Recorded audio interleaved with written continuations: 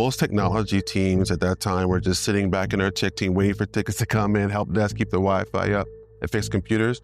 But that didn't feel right. It felt like we had to engage, sit in classrooms, partner with the academic team in a way that we were really enabling their work. This is Dare to Disrupt, a podcast about Penn State alumni who are innovators, entrepreneurs, and leaders, and the stories behind their success. I'm your host, Ryan Newman, and on the show today is Al Motley. Al is the founder and CEO of Techademics, a technology company focused on innovation in education, social impact philanthropy, and the nonprofit sector. Al also served as the CTO for Matchbook Learning, a charter school management company, as Chief Information Officer for Philanthropy, an impact-focused fintech company, and as a technical advisor for the Congressional Black Caucus Foundation. Al studied management science and information systems at Penn State. And Al, this is the first for us. You're the first entrepreneur we've had on who's from the educational technology space. Thank you so much for being here. Oh, it's a pleasure to be here. Thank you. So I'd like to start as we normally do, which is at the beginning. So if you can take our listeners back to those early formative years, where you grew up, early influences. Well, for me, I was born in Chester, Pennsylvania, which is right outside Philadelphia. Chester, you don't know, is a small town, which is actually the first town founded in Pennsylvania in the early days. And William Penn actually landed there. It's had so much transformation and change over the years, but I'm proud there. My father's from there. And immediately after that, then the family moved after the age of 1 to Mississippi, surprisingly. Wow. My mother's from there, and we decided to just do a more different lifestyle. And from there, my 2 brothers and my sister were born. And my family moved down there. They actually built a school within the first couple of years while they're in Mississippi. And I think that was one of my early really insights into education forecasting what I'd get into in the past. My pathway took many stops. I grew up in many cities because my dad did turnaround housing work. So he would work and be deployed to a different city to really help turn around properties, really help to really get engaged with communities. And really that led us to really bouncing around from places like Mississippi to Dallas, Texas, Harrisburg, Pennsylvania, and then Philadelphia as well. So my pathway involved many schools, as you can imagine, a consistency around going to different schools, and then challenging as well, because when you work in turnaround housing, you live where you're working, and therefore you may be around schools that are underfunded and maybe not performing as well. So my background is really around trying to innovate and be a student in spaces where there might have been different opportunities as well, and then challenges at the same time.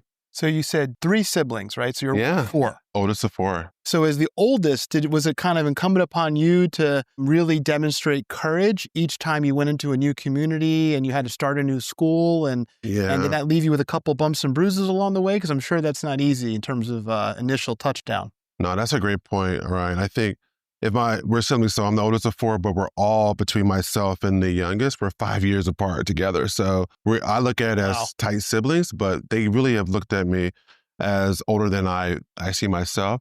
One, because of the unfortunate, my mom passed when I was 10. So I had to really early step up. When you were 10, your mom passed? Yeah. Wow. 10 years old. I mean, she was 29 years old. She passed from breast cancer.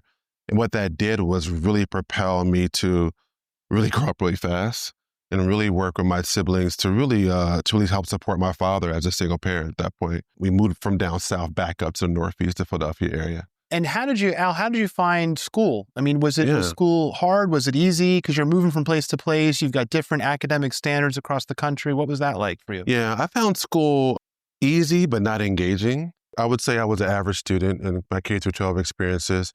But one of the things I learned more recently, as I look back at the data, as I've gotten into the sector, is that I went to, because of the work my dad did, I went to some of the most challenging schools academically in the country where they were under-resourced, didn't have a high teacher-student ratio.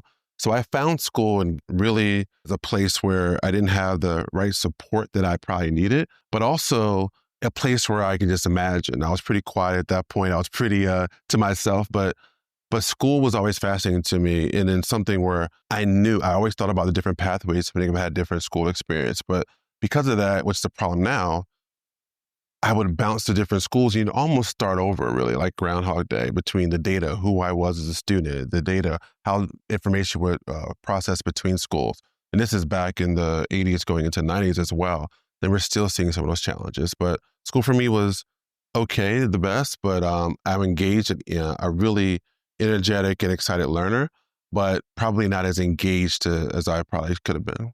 So you end up in the Northeast, Harrisburg, perhaps, Yeah. Chester, and you've got to make a decision about where to go to college. How'd you Yeah. decide on Penn State, and what's it like when you first step foot on campus? Wow, that's a great question. So I applied to many different places. I moved from Harrisburg, Pennsylvania. I was there all through high school. And then my dad made the decision to move me back to Chester for my senior year, place I hadn't been since age of 1. At that point, I applied to different schools, and I was going to actually go to Hampton University. And then I was looking at Georgia Tech. Then I applied at Penn State because my older cousin was there. Her name was Rhonda. She was an engineer who was a senior at Penn State. She told me to apply. She said she had a good time, and it was something that she really loved. What's interesting is that when it came to those financial packages that I get, Penn State really stepped up at that point. And really, I remember a really amazing interview with a woman named Dr. Lee. She came down to Philadelphia. She interviewed me and really tapped into something in me that I maybe didn't even see in myself at that time. And then she convinced me to come along with it making sense financially. So I actually decided to go to Penn State and never visited the campus. You had never visited? Never visited the campus. So we really need to thank Rhonda for getting exactly. You there. Giving me a good word, and also just making it feel safe and making me be able to take that leap as well. So you arrive at Penn State. You're new to trying new things, experiencing new things. I'm sure your siblings back at home are missing their big brother out for sure. And what do you get involved in initially? What were some of the early formative experiences at Penn State? Penn State for me was an eye-opener on what the world could look like. I mean, it was between just at that point, we're talking about the late 90s, between what was happening on campus, all these organizations, international appeal of students. So I immediately hit the ground running, where before in high school K through 12, I was pretty shy to myself. I unlocked myself in a way that I didn't even see coming. Wow. I was super involved. I joined a historically Black fraternity, Kappa Alpha Psi, as a freshman. What that did was put me on a trajectory of just really, really embodying what leadership could look like for me and personalizing it. So from there, I became the chair of the University Park Allocation Committee, the UPAC. At that point, we reimagined what it looked like to do speaker series and events and how to use the student activity fee at that time. I joined the elected student leaders. So we were meeting with the university president at that time. I became the chair of IFC, the fraternity council. And then at that point, I worked for the admissions office. And it all culminated with, I think there was about an 8-year run where I was on the cover of the Penn State application in the early 2000s. So for me, that balance of really social opportunities, connection, human connection, and also people and the diversity Penn State really brought was something that really set me on a trajectory, really figuring out who I was, then the leader I could be, and then also what was really important to me and where I would eventually go into my career. And so you have this amazing experience at Penn State, get involved and immerse yourselves in all sorts of things, really find your leadership stride. Now you graduate. At that moment, are you already thinking, I want to become an entrepreneur? Are you already knowing you want to do something with education? What were those early moves like post Penn State? Yeah. One of the biggest things at Penn State that happened was me, without having a lot of technical experience, going to the Center for Academic Computing and convincing a couple of the hiring team there to hire me as a computer lab consultant. So I would work in Pollock Lab overnight. I would work in all these different computer labs there. And without me knowing the technology, I convinced them that the customer service side, the people and the relationship side would outweigh my gaps in technical know-how. Wow. And they bought it, they hired me, and I worked there most of my time I was there when I was at Penn State. That really unlocked me thinking about what it meant for technology to be a big part of supporting student success and what was happening. And at that time, Penn State was far ahead of like building really an ecosystem within the university on some of the technical infrastructure.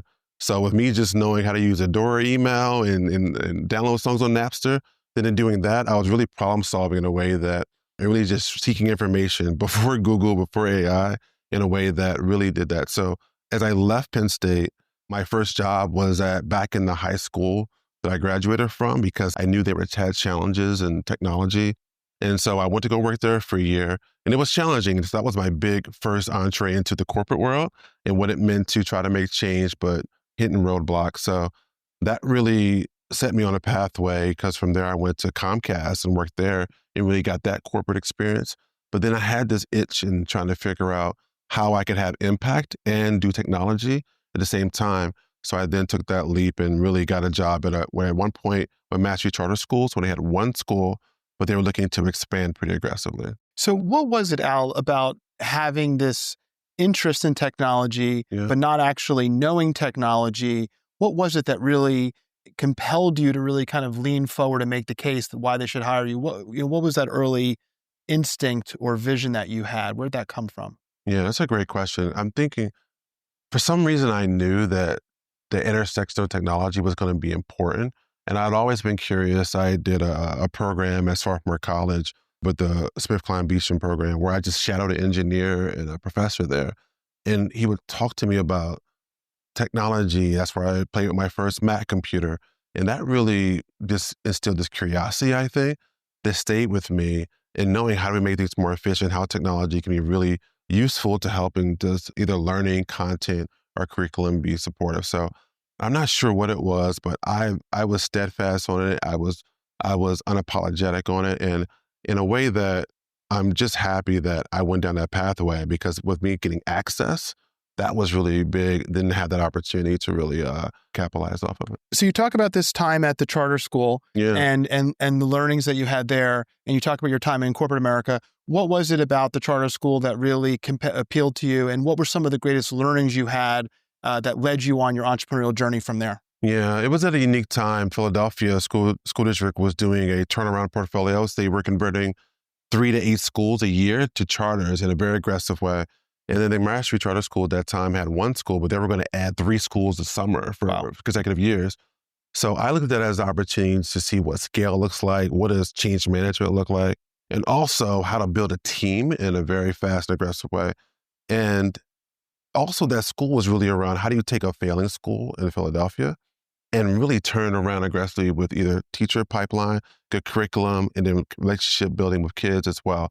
So I looked at it as having impact in the city I was living in at the time as well, because a lot of the kids were, they looked like me, and they were really needing something to really get that spark and change that they were seeing. So I was really excited about that, because that gave me really one of my first good opportunities around leadership in the corporate space, but also really learning about what it meant to educate kids in the proper way technology can support that as something that supports the academic offers, the teachers, the administrators, and the work they were doing.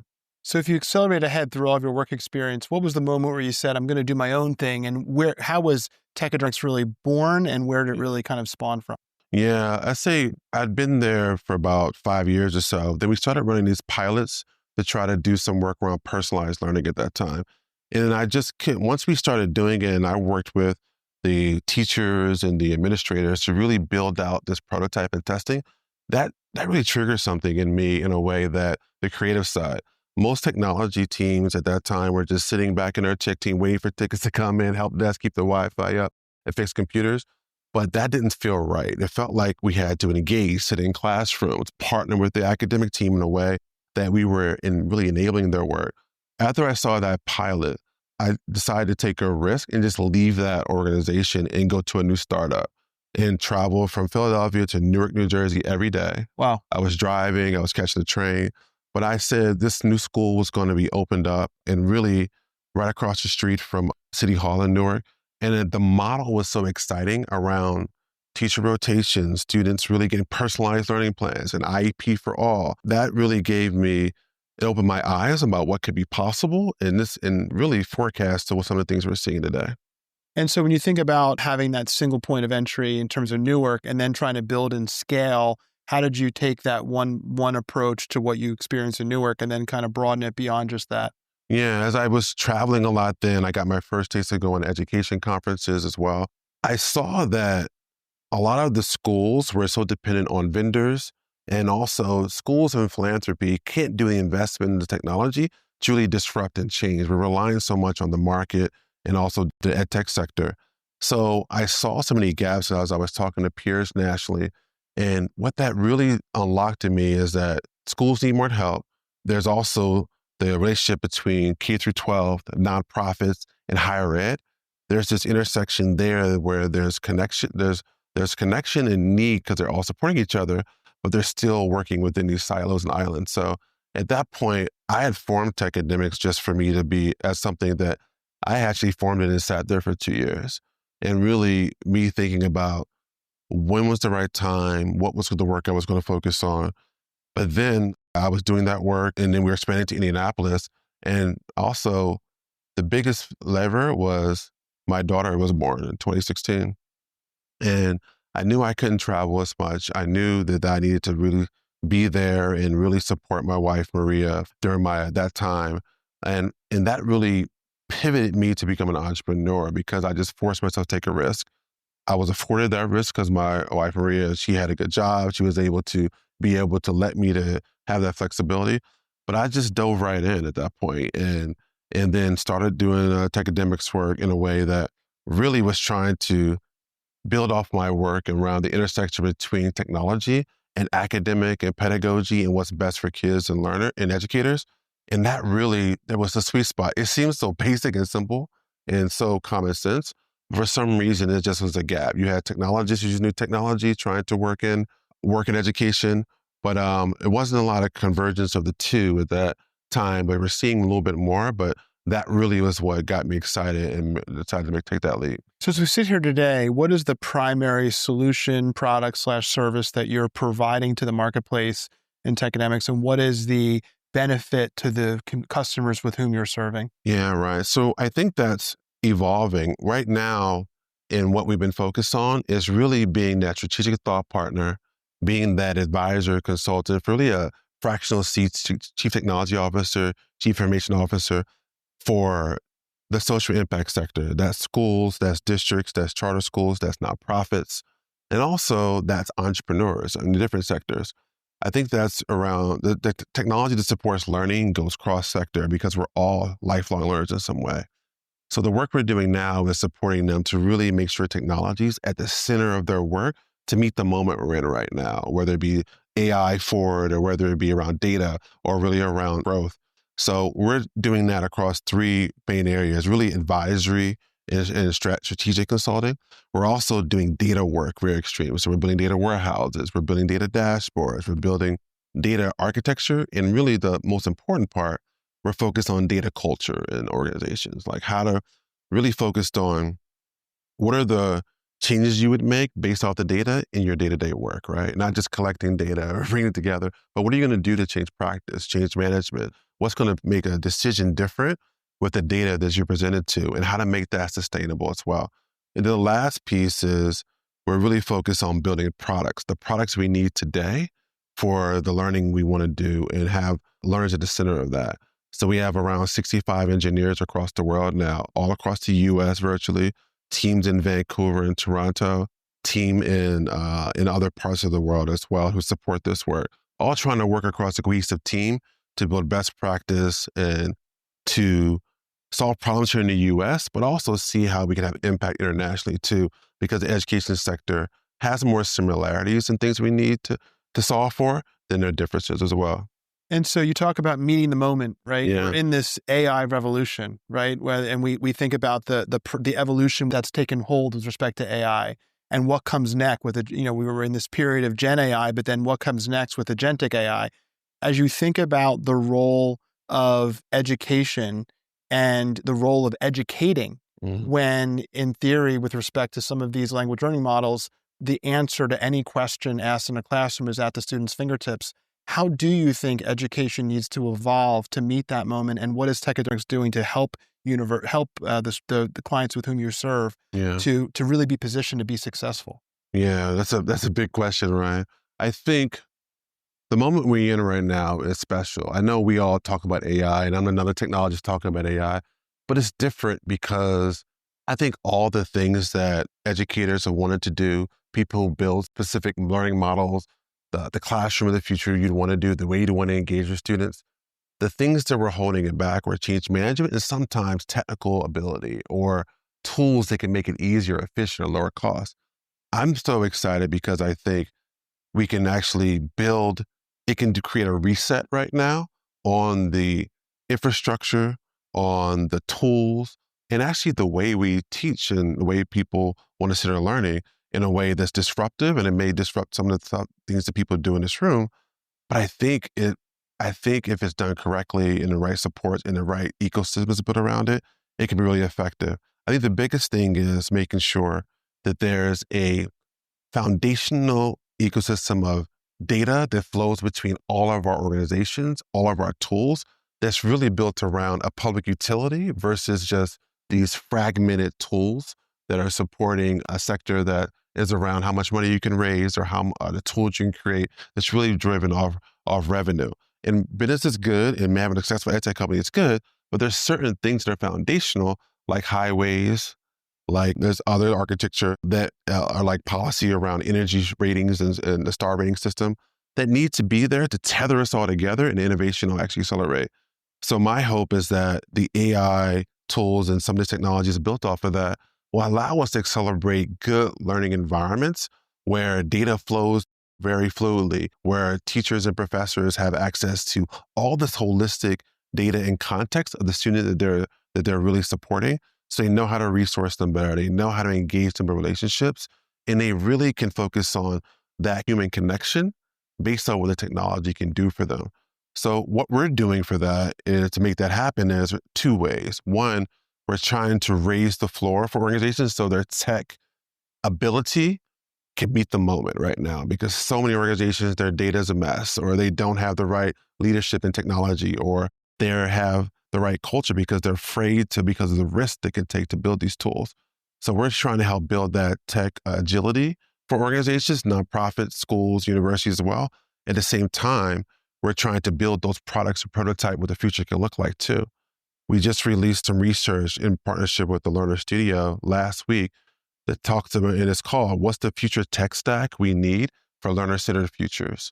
And that's really, if we were to break down and remove all the walls and everything that we know about the tech stack for learning, and that skews higher ed, K through 12, and workforce, what will we build right now with technology? I think it's a lot different than what we would right now. We wouldn't have a SIS system or LMS over here, or a graded book or portfolio over here. We'd have more unified systems and tools that really center that learner and what they need and broaden learning outcomes in the classroom, out the classroom. If my daughter is doing Girl Scouts or basketball, those skills are coming back to be tracked so she see the value of that and how it leads to her attaining her goals. We're trying to be that partner to support all these different sectors and entrepreneurs to really be able to meet the moment because of the urgency that we have right now. So what would 10-year-old Al Motley, that's oldest sibling, kind of second in command next to dad, getting thrown into Chester as a senior in high school when you get a little older, what would that Al Motley say to this Al Motley today about what he hopes you provide and solve to give him a future the way that you're providing for so many today? Right, great question. Well, if I could time travel, I'd say invest in crypto first. Right? Two, I think my family and my dad, I think, always talked about the value of education. But I think talking about it, but also knowing how to do it is two different things, right? So being able to lean in and be able to do those early K through 12 years, even there where there might have been not the best learning environments, still lean into and really have agency to get what you need as a student. I would tell myself that, and not just be in the room, not be one of those other students and really don't do enough to get by because you can just do that, but really push yourself to maximize your potentials early days, because I see how when I got to Penn State and my peers in the different learning environments, how that matters, right? And how that really helps. But then also just stay the course, be positive, and also just really love those experiences and moments you have. So I think that's some of the things I would share. Amazing. Well, as we sit here today, I can't help but thinking that there's a lot of people that would be awfully proud, and the work that you're doing is really benefiting so many. And then I would just like to personally say that I want to thank you for your commitment. There's so many people that can see a future in technology and go in one direction that doesn't necessarily provide that social utility piece. And it's really clear to me how evident it is to you how important that social community piece is and how you've been able to maintain that alongside of your tremendous technology prowess. So congratulations to you. And on behalf of all the communities that Techademics serves, thank you for all that you do. Awesome. Thank you, Ryan. I appreciate it. That was Al Motley, founder and CEO of Techademics. This episode was produced and edited by our executive producer, Katie D. Fiore. If you haven't already, be sure to subscribe to Dare to Disrupt wherever you listen to podcasts and look out for next month's episode. Thanks for listening.